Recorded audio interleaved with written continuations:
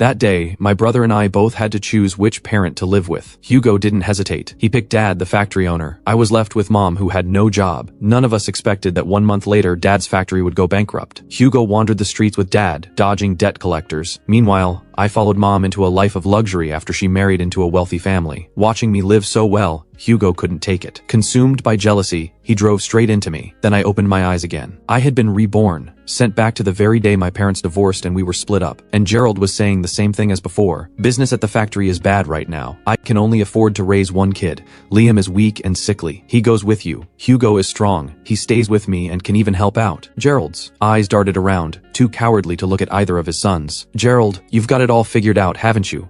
I heard your factory's about to be bought out for redevelopment. You want to keep Hugo so you can enjoy the payout and dump the sickly one on me. Let me tell you something. No way. I'm taking Hugo. You can have Liam. In my past life, this was exactly where it all fell apart. They shoved me back and forth, neither one wanting me. Both of them wanted smooth-talking, strong Hugo, and I was tossed aside like garbage, handed off to Mom. Dad then took the demolition payout straight to the casino and lost every last cent. And Mom, not long after the divorce, ended up marrying Victor, the most powerful and feared financier in the city. But then a voice cut through the argument. I'm going with Mom. Nobody stopped me. In that instant, everyone understood. Wasn't the youngest always Daddy's favorite? Hugo shot Gerald a look of pure contempt, then turned to Vivian with a syrupy smile. Mom, I want to be with you. I'll take good care of you. Vivian blinked, caught off guard. Then her heart sang. All right then, Liam goes to you, Gerald. We each take one. And after today, we never cross paths again. Gerald opened his mouth to object. Dad, I'll go with you. Hugo nearly burst out laughing. Finally, the switch is made. Then he turned to me with a fake look of concern. Liam, don't blame me. Mom's health isn't great. She needs someone with her. You're the older one. Just bear with it and go with Dad, okay? When I'm doing better, I watched Hugo's smug, self-satisfied face, and something cold flickered deep behind my eyes. In my past life, you wore that exact same face when you ran me down and killed me. This time around, how could I possibly deny you what you want? Victor presents himself as a refined gentleman. Behind closed doors, he is a deeply disturbed man with a violent hatred of other men. In my past life, I barely survived long enough to see him die. This time, I hope your bones are as tough as your mouth, Hugo. It's fine. Since Hugo is so devoted, he can look after Mom himself. All right,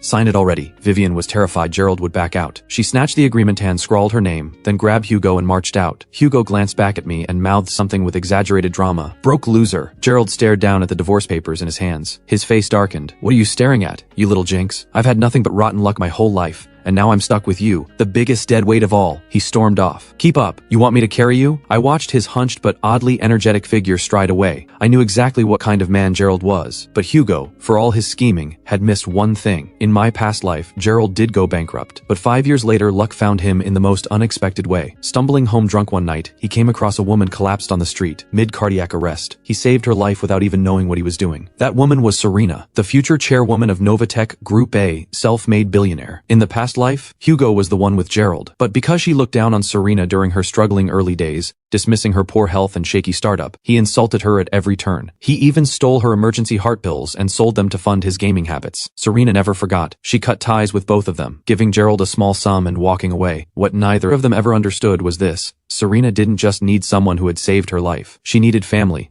Someone who truly understood her and stood by her. That seat was never yours to take, Hugo, but it's mine. I followed Gerald back to that cramped one-room apartment. The floor was covered in empty beer bottles and takeout containers, the air thick with a stale, sour smell. Gerald shoved me into the storage room, just big enough for a single cot, then dropped onto the couch, pulled out his phone and dialed. Hey, old Wang, we're one short tonight. Get over here, come on. He hung up, and the gloom in his eyes vanished instantly, replaced by the feverish gleam of a man addicted to gambling. He ransacked the apartment, scraping together his last bit of cash. Dad, you heading out? Mind your own business. You're hungry? There's noodles in the fridge. The metal door slammed shut behind him. I let out a quiet laugh. Go on then. Lose it all. Because if I don't let you hit rock bottom, you'll never wander into that street barbecue stall to drown your sorrows and change both our lives. I didn't bother cleaning up. I walked to the living room instead and picked up that day's newspaper, flipping to a small, easy-to-miss article buried near the back. Novatech on the brink of collapse. Self-made. Mogul Serena Sue faces crisis of confidence. Multiple investors pull out. I glanced up at the clock on the wall. 5:30 in the afternoon. According to my memories from my past life, sometime this evening, Serena, desperate to escape her creditors, will slip away alone to a little place called Old Zhang's Barbecue, a roadside grill joint, to drink away her troubles. I stepped into the bathroom and splashed cold water on my my face. Dad, since you love gambling so much, let your son take you to the biggest bet of your life. The stakes? A business empire that will last 20 years. I made my way to old Zhang's barbecue on the east side of the city, but I didn't go in. I stood in the shadows at the street corner and waited. Gerald had terrible luck at the table tonight. Kicked out before sundown, he now sat at the outermost table of the stall, nursing the cheapest bottle of liquor he could find with a small plate of peanuts. It's all because of that jinx. The moment the divorce was done, I lost everything. Just then, a black Audi A6 glided silently to the curb. The door opened and a woman stepped out. She walked straight to an empty table tucked in the corner and sat down. 10 lamb skewers and a beer. I narrowed my eyes. Here we go, but I can't just walk over and start talking to her. Right now, Serena's guard is sky high. Any approach that feels deliberate, she'll assume there's an angle. The best move is to let Gerald crash into her. Literally. I put on a panicked expression and rushed toward Gerald. Dad, what are you doing here? The pipes at home just burst. My sudden appearance lit a fuse in Gerald. So, what if they burst? What do you want me to do about it? Useless kid? He shoved back his chair and stood up, swinging his hand to slap me. I stumbled back in fake alarm, looking scattered and clumsy, but I had already calculated exactly where to move. The slap missed. Gerald's foot caught on the leg of the stool, and he tipped backward, completely out of control, stumbling right into the path of someone walking over with a bottle. Serena. She had no time to react. Gerald crashed into her full force. Already fragile, Serena's face drained to white in an instant, her hand flying to her chest as she bent over in pain. Hey, watch where you're going. My back, you wrecked my back. Pay up. Diners from nearby tables crowded around, pointing and whispering. Serena was struggling to breathe, cold sweat pouring down her face. Her trembling hand reached for her bag, but Gerald stomped his foot right on top of it. Trying to fake an injury? Nice try. Drunk and belligerent, Gerald wasn't backing down. Just as Serena's vision began to blur on the edge of blacking out, I shoved Gerald hard. Get off her. Gerald froze. You little brat, you dare push me? I dropped to the ground instantly, pulled Serena's bag toward me, found the side pocket, and shook out a few pills with practiced ease, pressing them between her lips. Both hands steady, I supported her back. You're okay. The medicine will kick in any second now. Just breathe. Through her fading vision, Serena saw a young face, sharp features, calm and unwavering. In that moment, the chaos and shouting around her seemed to fall away. All she could feel was the warmth of his hands. A few minutes passed. The tightness in Serena's chest finally began to ease. Who are you? I'm sorry, that drunk man is my father. I'll cover all your medical costs today. Nearby, Gerald heard the words medical costs and lurched forward again. I blocked him and sent him back. Then I got Serena to the hospital. When she came to, I told her, the doctor says it was cardiac syncope, on top of chronic exhaustion and low blood sugar. Those emergency heart pills were taken just in time. Another few minutes and you'd be in the ICU right now. Years of instinct kicked in and her guard snapped back up. Where's your father? Sleeping it off at the police station. Serena stared at me. She had never met someone so young who was so willing to turn on his own family and so cold-blooded about it. Aren't you afraid he'll come after you? He owes money to a lot of people. Right now, I'm his only lifeline. He won't touch me. More importantly, Serena, shouldn't you be more worried about Novatech's cash flow crisis right now? While you were unconscious, your phone kept going off. Her eyes turned sharp and cold in an instant. You looked at my phone. Who sent you? I reached into my backpack and pulled out a piece of scrap paper, sliding it across to her. My name is Liam. Nobody sent me. But if you'll give me 2 minutes, I think I can help you solve your supplier crisis before it gets any worse. Serena glanced down at the paper. Her pupils shrank. It wasn't a complex business model on that paper, just a simple supply chain diagram. The same breakthrough that had taken Serena 3 desperate months to figure out in my past life. I had just handed her as a finished answer. Titan Group has blocked your core component channels, but they can't block the small contract manufacturers. Give them orders now and promise equity swaps down the line. Serena cut me off. What do you want? Money? Fewer days in jail for your father? I don't want money. I want a seat at the table. Serena, I believe in Novatech's future. I'll trade you this plan plus 4 years of my work for that 5% equity stake everyone else sees as worthless. Serena looked at me like I had lost my mind. To her, this was an insane gamble. But as she looked into this young man's eyes, that raw ambition, that unshakable confidence, she felt something she hadn't felt in a long time. Safety. Deal. But if you're playing me, I will make you regret being born. Meanwhile, across the city, a man descended the staircase of a lavish mansion. Good evening, Mr. Victor, Hugo greeted him.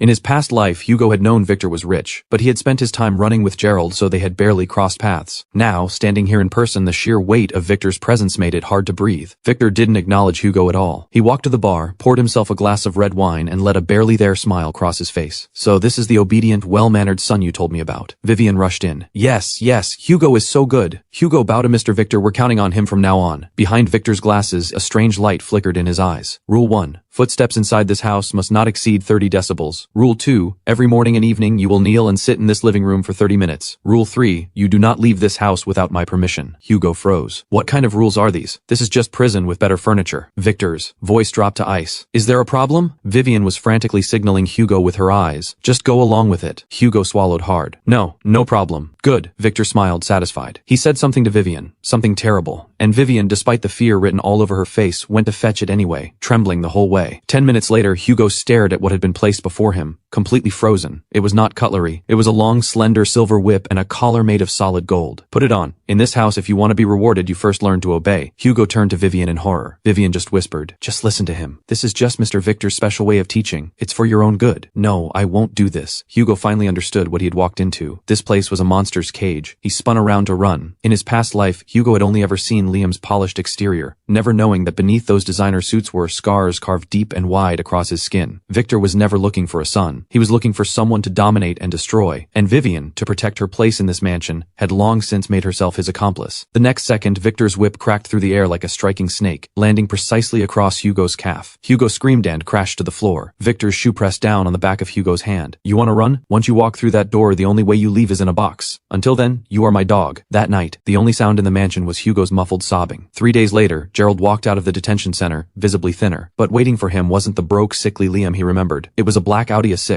I sat in the passenger seat, still wearing that same composed expression, but something about Mahad shifted completely. The air around me was different. Gerald blinked, staring at the figure in the passenger seat. Whose car is this? Where did you get money? Don't tell me you've been doing something illegal. I didn't bother explaining. I just tossed him a document. It laid out the terms clearly. I would pay off every cent he owed to the loan sharks. In return, he would hand over his ID and household registration booklet. Every single expense he made going forward would require my approval, and he was never to gamble again. You've got some nerve, kid. Gerald started to flare up, then caught the stone-cold stare of the driver Serena had sent. He signed the document without another word. I arranged for Gerald to move into one of Serena's older properties, where he took on the daily shopping and cooking. Meanwhile, I locked myself in the study and got to work rebuilding Novatech from the inside out. I reached out immediately to several underground manufacturers and arranged for them to quietly produce the components that rival groups had cut off. At the same time, I drew on the financial knowledge I had gained in my past life to go through Novatech's books line by line and sealed every gap that the inside traders had exploited to drain the company dry. Within days, the way Serena looked at me shifted, from suspicion to astonishment to something close to reliance. She saw that I wasn't just good with technology and finance. I could read people with surgical precision. She had never met anyone like me. The calm didn't last. 1 week later, Hugo finally found his chance to escape. While Victor was away on a business trip and Vivian was at the salon, Hugo slipped out of the mansion, bruised, battered, pockets stuffed with cash he had stolen from Vivian. He came straight for me and Gerald, desperate to come back and live with us. That evening happened to be the celebration dinner for Novatech's crisis resolution. We were standing outside a high-end seafood restaurant when Hugo cut us off. He was wearing a filthy hoodie, hair matted, eyes sunken deep into his face, looking every bit like a street beggar. One look at me, clean, composed, standing at Serena's side in a tailored casual suit, and Hugo's face twisted with envy. He charged at me. You set me up. You knew that man was a monster, didn't you? I looked at Hugo's unraveling fury without a flicker of emotion. I don't know what you're talking about. That was the path you chose. Even if it breaks you, you walk it to the end. That only made Hugo angrier. He spun toward Serena. Don't let these two fool you. The old one's a gambler, the young one's a snake. They're only after your money. This time, it wasn't me who acted. It wasn't Gerald either. It was Serena. Her face was carved from ice. She pulled back her hand and looked coldly at Gerald. So this is the son your ex-wife took, no manners whatsoever. That slap landed hard. Hugo staggered, stunned, his face full of disbelief. You hit me? Do you know who my father is now? It's Victor. I'll have him destroy you. Serena let out a cold laugh. She reached into her bag and pulled out a business card, dropping it in front of Hugo. Go tell Victor. My name is Serena Sue. If he can't control the dogs he keeps, I have no problem tearing down his kennel. Hugo didn't recognize Serena, but watching the security guards and waitstaff stand at attention around her, and seeing the look on Gerald's face, he knew he had just kicked a wall of solid steel. The hard approach had failed completely. So Hugo switched tactics, crying and begging Gerald to take him back. Dad, I've been living in hell. Victor beats me. Mom doesn't care. I just want to come home. The moment Gerald heard his son crying, his heart began to crack. The softness spread fast. But the very next moment, he remembered what I had warned him. If Victor found out Gerald had taken Hugo back, Victor would come after him. When survival was on the line, that cheap flicker of fatherly love collapsed. Hugo, you chose your mother. That means you follow her rules. Go back. Hugo's face went blank with disbelief. The man man who used to bend over backwards for him was now, for the sake of money and a quiet life, kicking him away like an unwanted burden. Finally, Serena gave a cold wave of her hand. Several guards moved in immediately, dragging Hugo away as he thrashed and cursed. Liam, Gerald, you'll both get what's coming. I will come back, and I will make you both regret this. 5 years passed in what felt like a blink. In those 5 years, I didn't just clear out the moles buried inside Novatech. I used my memories from my past life to make precise, calculated bets on mobile internet, clean energy, and artificial intelligence. 3 waves, and Novatech multiplied its market value by 50 times over. Serena rose to become the wealthiest person in the country, and I became vice president of Novatech Group, known across the business world as the Crown Prince of Novatech. As for Gerald, he now spent his days strolling with his caged birds, sipping tea, and spending money without thinking twice.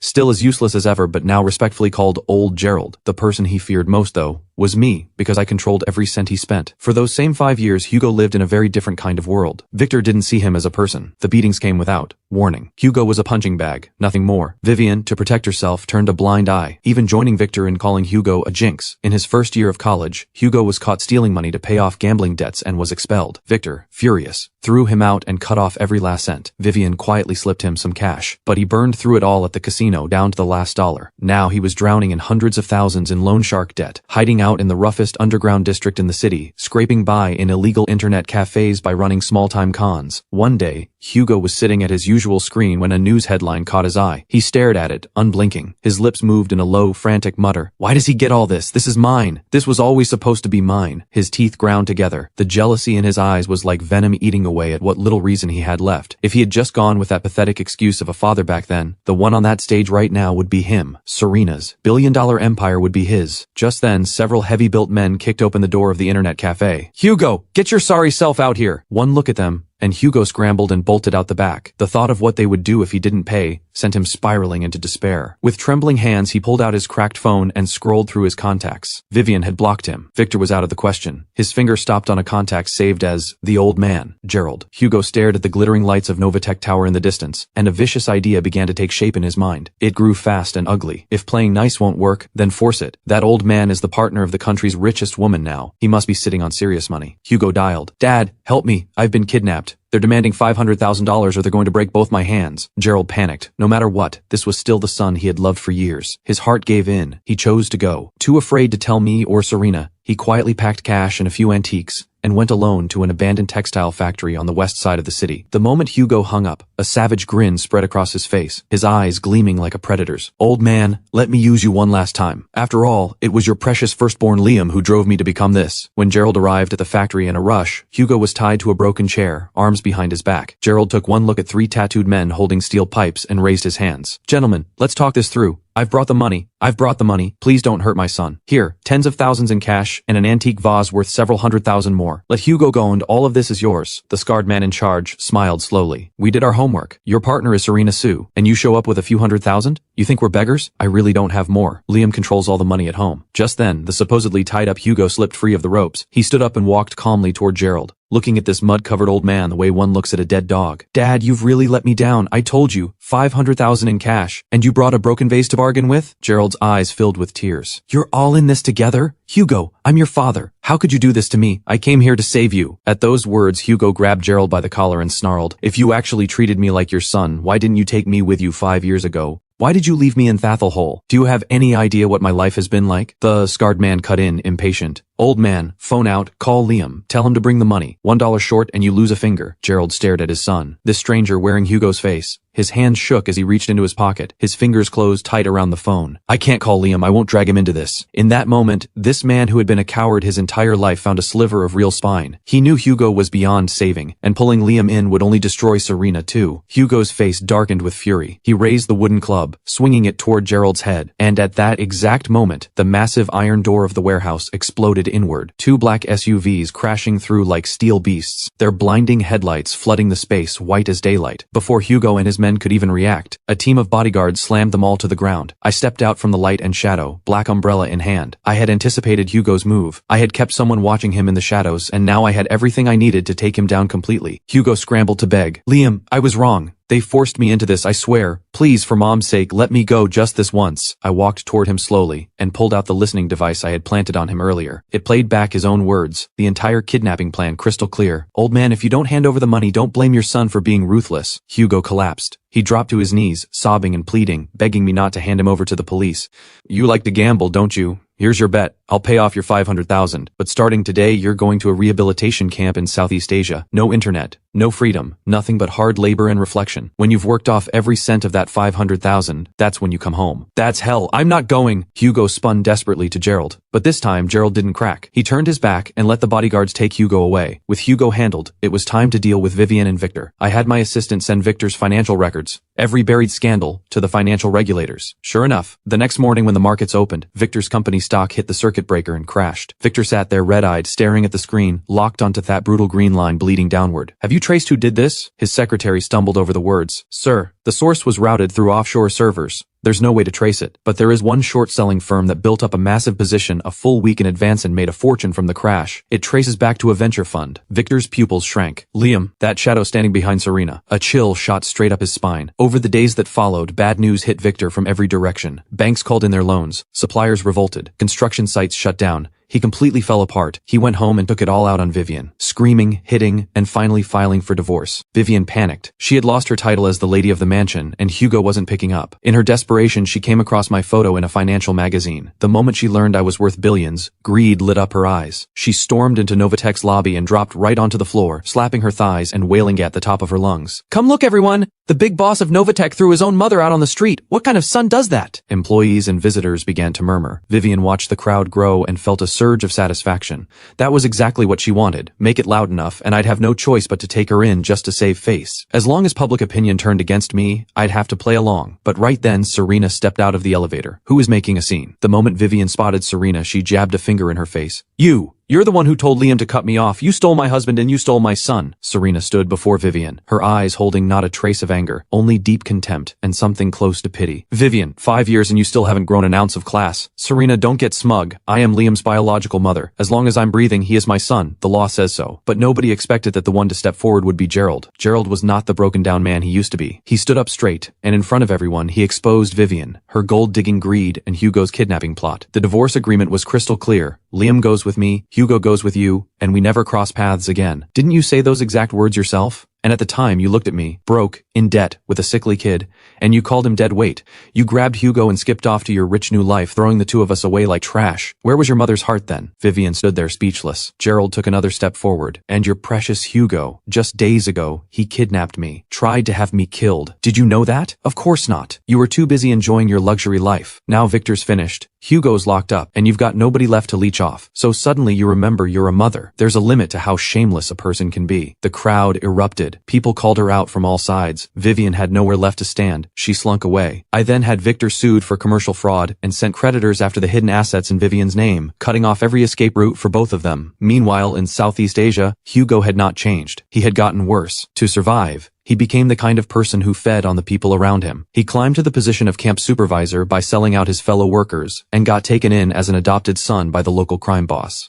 He renamed himself Kevin. 2 years later, surgically altered to look mixed race, he returned to the city as the executive president of Red River Capital. His only purpose, to destroy me, bring down Novatech, and drag me into ruin. First, Kevin quietly moved agents to acquire Novatech shares from the open market. Then he weaponized the media, flooding it with fabricated stories that Novatech was stealing user data. The stock hit the circuit breaker. Several veteran board members were turned against me, demanding a shareholder meeting to vote me out as vice president. Hugo walked into that boardroom looking like he had already won. When Serena found out, the shock hit her like a physical blow. Her old condition flared up, and she was rushed to the hospital. Hugo was certain he had won. He stood and walked toward me, leaning in close, voice dropped low so only I could hear. Liam, look at all this. This is what happens when you go against me. Get on your knees right now and maybe, if I'm in a good mood, I'll leave the two of you a way out. I raised my head slowly. My eyes were not cold the way they usually were. They were something else entirely. Still, bottomless, like a dead calm before a storm. Do you actually think you've won? Hugo spread his arms wide, gesturing to the turned shareholders behind him. Haven't I? Your supply chain is broken, your cash flow is gone, your commander is down. What exactly are you going to fight back with? What he didn't know was that I had already prepared for this moment, long ago. I turned to my assistant. Notify every major media outlet. In 3 days, Novatech will hold a global press conference. I will answer every question myself. Hugo sneered through gritted teeth. Then I'll be watching. I hope your knees are as tough as your mouth. 3 days later, every seat in the city sports arena was filled. Reporters, industry insiders, and waves of furious users packed the venue wall to wall. The live stream peaked at 50 million viewers. Every single one of them was waiting to watch Novatech fall apart or take its final bow. I walked out alone to the center of the stage and let my eyes sweep coldly across the crowd. Red River, Capital cut off our chip supply. They planted lies about us stealing data. They believed that without foreign technology, we were nothing but scrap metal. They believed that if they choked us hard enough, we would get on our knees and beg. I snapped my fingers. The massive screen behind me blazed to life. A chip architecture diagram filled the screen. Intricate, precise, and striking in its industrial beauty. Allow me to introduce Project Tianwen, developed entirely in-house by Novatech, built on a fully independent architecture, manufactured by 4 of the country's most quietly elite contract firms. A 7-nanometer chip. Hugo stared at the presentation. This breakthrough technology I had just unveiled, this world-changing chip, and his face went white. He shot to his feet. That's impossible. Completely impossible. Domestic chip technology is generations behind. Those manufacturers are nothing but low-end operations. Where on earth did you pull this from? What he didn't know, using knowledge from my past life, I had invested in those very workshops 5 years ago, long before anyone knew they would become giants, and provided them with the critical technical blueprints. Every year of silence, every year of waiting. It was all for this moment. Novatech rises. Nobody had seen this coming. I had risen from the ashes. Then I put Hugo's full criminal record on the screen for the world to see. Gambling photos, the kidnapping audio, security footage of him brutalizing workers in Southeast Asia, and an official DNA analysis report confirming that Kevin and Hugo were the same person. Hugo shattered. He bolted for the exit and was arrested by officers who had been waiting. As they led Hugo away, Red River Capital's stock price collapsed completely. This battle was over. I had won. And in the hospital, Serena had safely woken up. I visited Hugo in the detention center once after that. He was gaunt and hollow, every trace of his old arrogance long gone. I need to tell you something, I said. Vivian has lost her mind. That old woman's gone crazy. What does that have to do with me? She was useless anyway. If she hadn't been such a failure, I wouldn't be here. She lost her mind because of you. I reached into my pocket and pulled out a photograph. Vivian, in a patient's gown, staring blankly with a vacant smile. I spoke quietly. The day you were arrested, she went to the police station and tried to confess in your place. The officers told her that while you were in Southeast Asia, you sold her personal information and home address to a local scam ring in exchange for $2,000 in gambling money. Every threatening call she received, every intimidating letter, every debt collector that showed up at her door and drove her to the edge, you brought all of them to her. At first, she didn't believe it. She told the officers her son was devoted and loyal, that he would never do something like that. Then they played her the recording. She vomited blood on the spot. When she came to, she spent every waking hour clutching a pillow, whispering that her Hugo was still just a child, that he hadn't grown up yet, that he hadn't turned bad yet. Hugo's pupils convulsed. His breathing came in sharp broken gasps. He collapsed completely.